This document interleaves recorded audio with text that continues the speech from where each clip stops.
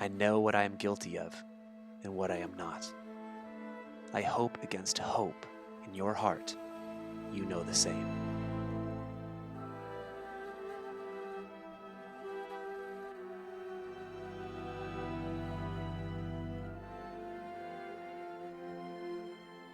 Welcome to Legends, a series that delves deep into the lore within Horizon Zero Dawn, a world with an abundance of powerful and moving history begging to be explored.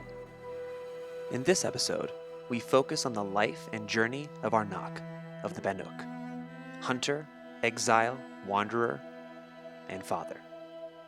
A truly tragic figure that is never actually encountered during the journey of Aloy, but has left his story painted on the stone canvas of the world, and within the figures he made for his son Tektuk, whom he would never meet.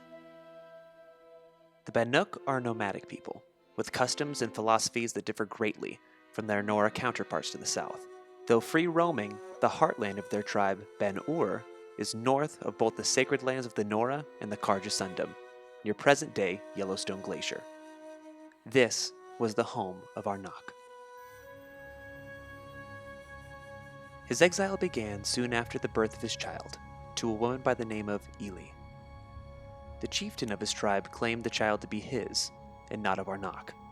Though a serious crime to which he was accused, this was not the cause of his banishment. Soon after the birth of Tektuk, Chief Signac was found dead under mysterious circumstances, blame for which was passed to Arnak, a killing in the name of passion and vengeance. Forced from his home and child, he traveled south, just north of Devil's Thirst, in present-day Colorado Springs, where we find the first of 6 figures and letters to his son. Tektuk, upon this peak I name you my son, that which I could not do before my exile. Signac, chieftain of my Warrock, thought your blood was his, but the truth was clear as the color of the sky, painted in your eyes and mine. As I wander alone in this foreign land, it is not Signac's death that wounds me, nor the memory of Ili, your mother, nor even the loss of snow-sheathed Ben-Ur, my home, but instead the silence that lay between us, who should have been father and son. I paint my mark here for you and leave you this offering, though it will never touch the warmth of your hands. He continued to wander from frozen wilds of the north, blazing deserts of the west, and lush forests of the south. Each destination transformed, made to honor his son, Arnak's innermost desires and regrets made bare unto the world as glyphs on the rock face. Tektuk, as months of my exile turned to years, I have thought long on what kept me from claiming you.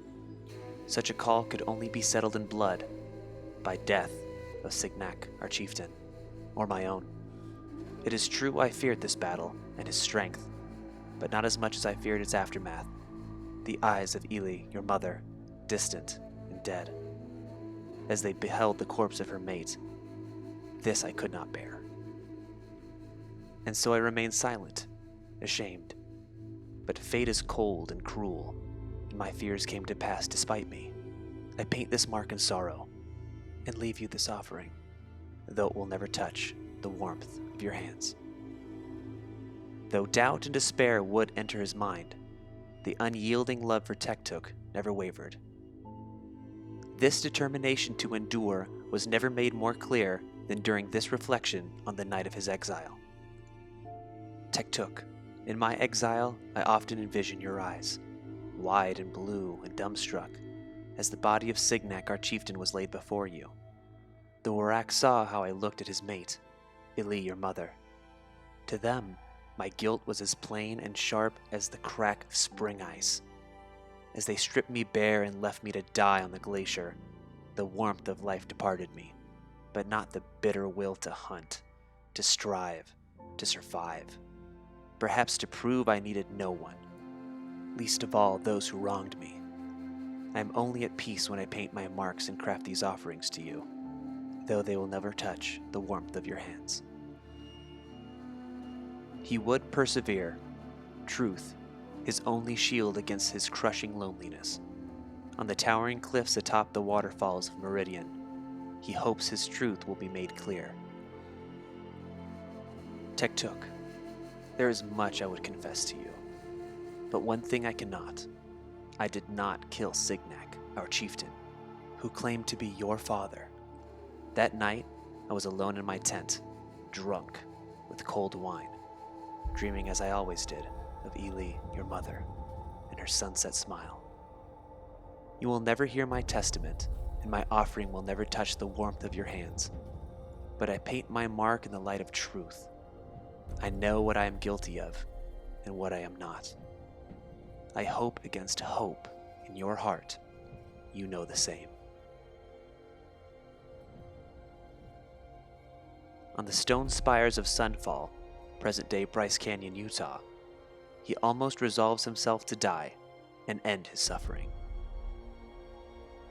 Tektuk, falsely accused, exiled, starving, and cold. I faltered. This I confess. As the death chills overcame me, I lost will and purpose, and felt the bottomless callousness of fate. But then, a vision. I saw in my mind's eye an endless white plain, with only a single figure waiting. It was you, and I knew, in death, if not in life, I would see you again. When the chills faded, I rose with new hope.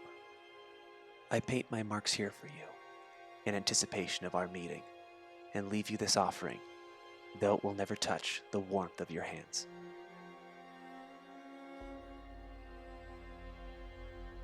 Arnok's final letter to his son may be the most revealing of all, as he has had a lifetime to reflect on the events that led to his wrongful punishment.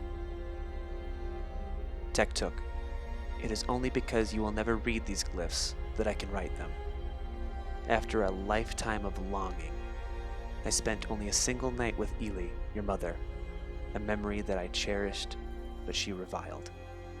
A burning coal of guilt she carried in her belly, and so I wonder, was her guilt laid bare the night Signac, our chieftain, was killed? Did he discover the truth? Was she forced to defend herself? If only I had been there, to stand between them, to actually strike the blow I was punished for. At least then I would have been her champion, and the father you deserved, for a single moment. I paint this mark with eternal regret, and leave you this offering, though it will never touch the warmth of your hands. Firstly, it would seem that Chieftain Signac was Eli's husband, and naturally believed Tektuk to be his. Second, Eli most likely killed Signac sometime after revealing Tiktuk's true father.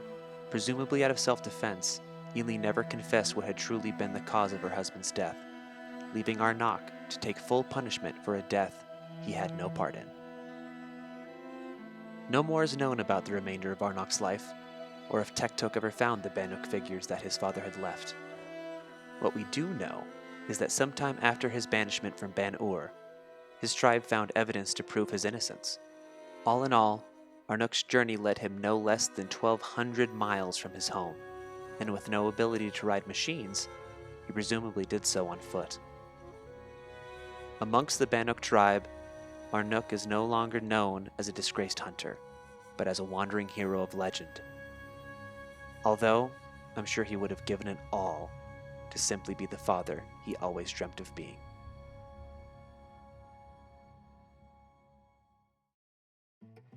With that, our journey comes to an end. If you'd like to see more content like this, hit the like button. And if you want even more Horizon history and mystery, then by all means, subscribe away. And if you want your favorite lore explored in one of our videos, let us know in the comments down below. And until next time, thanks for watching and keep questing.